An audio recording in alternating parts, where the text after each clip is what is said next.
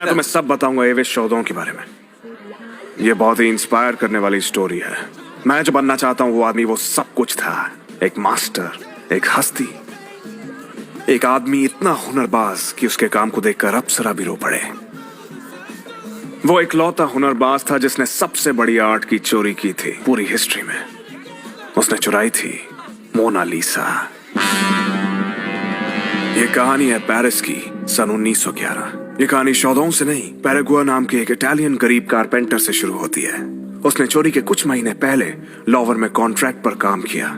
जैसा हर छोटे मोटे काम में होता है, वो छोटी छोटी बातों का पता लगाता है, जैसे अंदर आने जाने का रास्ता, गार्ड्स के नाम और उनकी बारी कब कब आती है, यही सब। लेकिन उसे मालूम नहीं था कि देखा जाए तो ये सारी फालतू बातें हैं, कभी जरूरत नहीं पड़ती इनकी। और जब फरूशिया का कॉन्ट्रैक्ट खत्म होता है, वैसे वैसे उसका अच्छा वक्त शुरू हो जाता है।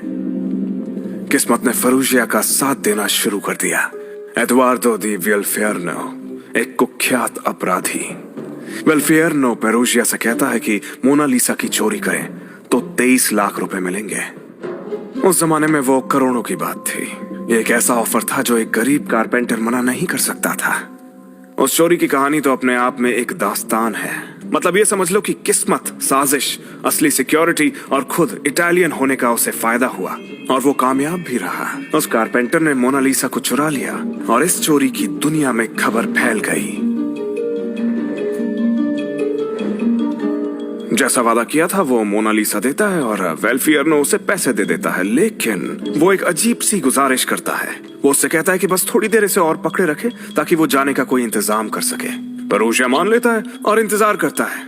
बस इसी तरह इंतजार करता ही रह जाता है और उसकी कहानी यही खत्म।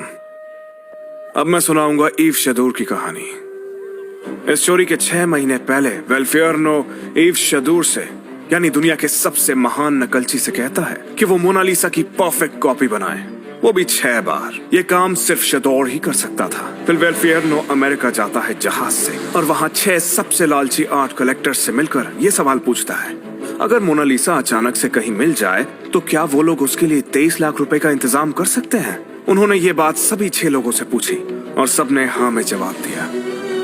और तब जाकर वेल्फियरनो पेरुजिया को मोनालिसा चुराने के पैसे देता है। फिर वो शदौर के कमाल के नकल भेजता है और उनसे 14 करोड़ रुपए बनाता है। इतने पैसे जो कोई सोच भी नहीं सकता। तो देखा, उसे सिर्फ चोरी हुई ये खबर फैलानी थी, असली मोनालिसा नहीं चाहिए थी। देखा जाए तो उसके लिए वो पेंटिंग किसी काम की नहीं थी।